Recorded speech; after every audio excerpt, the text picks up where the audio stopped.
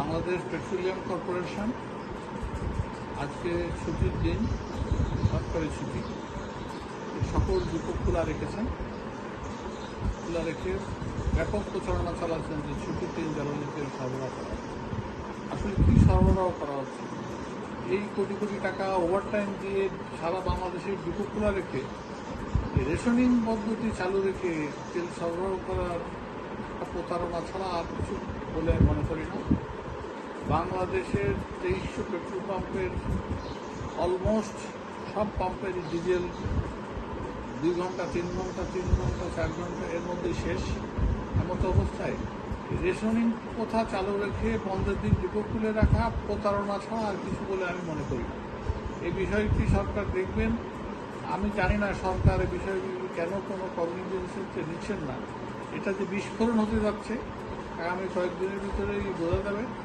দূরপাল্লার বাস তেলের অভাবে বারবার বিভিন্ন পাম্পে ঘোরাঘুরি করতেছে এবং এই যাত্রীবাহী বাসগুলোতে প্রচুর পরিমাণ জনসাধারণ রয়েছে।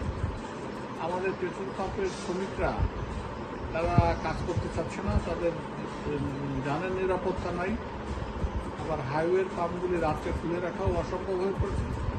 আমার অনুরোধ, অনতিবিলম্বে এই প্রতারণামূলক সিদ্ধান্ত বাদ দিন। প্রয়োজন মাফিক জ্বালানি তেল সরবরাহ করুন।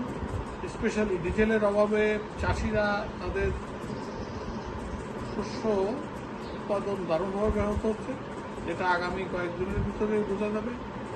আমি নতুন সরকারকে অনুরোধ করব, আপনাদের স্পেশাল ইন্টারভেনশন দরকার। এখানে এই যারাই সিদ্ধান্তে আছে তারা সঠিক সিদ্ধান্ত নিতে ব্যর্থ হচ্ছে।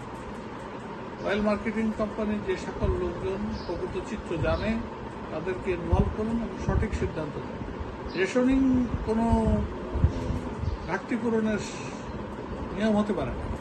আপনারা একাধারে বলছেন পর্যাপ্ত তেল মজুদ আছে, অন্যদিকে সরবরাহ বেলায় রেশনিং করে একটি গাড়ি গতকালকে তার ধারণ ক্ষমতার 3 ভাগের 1 ভাগ নিয়ে গেছে, আজকে আবার ডিপো খোলা আবার গেছে, সেই 3 ভাগের 1 ভাগই তেল পাচ্ছে।